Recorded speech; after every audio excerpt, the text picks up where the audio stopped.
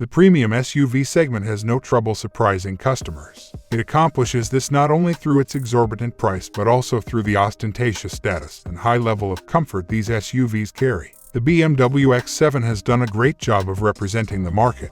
Since its debut, the German car has been a powerful force that reverberates with unsurpassed luxury, is simple to operate, and provides a comfortable ride throughout the cabin. Despite being a product of the first generation, it is safe, sound, and reliable and is still very modern.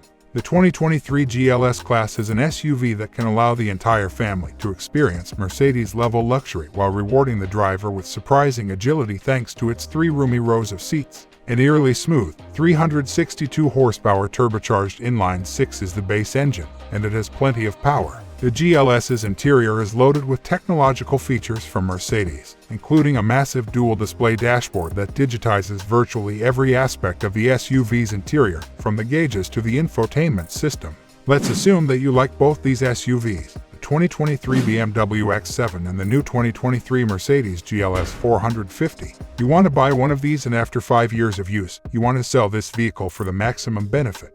Which model has a better resale value? Let's find out. It's the Lazy Rusher YouTube channel. Subscribe and let's get started. To find out which large luxury SUV among these two has a better resale value, we need to do some research. For this job, we use the Car Edge website. Go to Tools, Depreciation Calculator. Fill in the form. Car make, BMW. Model, X7.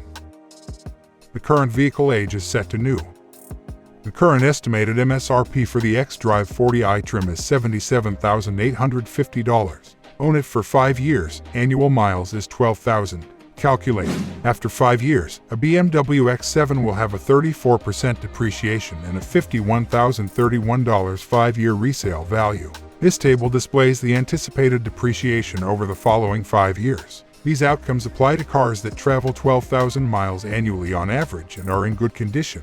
Additionally, it counts on a new car selling price of $77,850. Your total cost of depreciation for this vehicle would be $26,819 if you intended to keep it for 5 years. So, 34%. Like most pricey luxury vehicles, this SUV depreciates quickly, but I thought it will be much worse. Let's compare these results with the Mercedes GLS. Car make, Mercedes.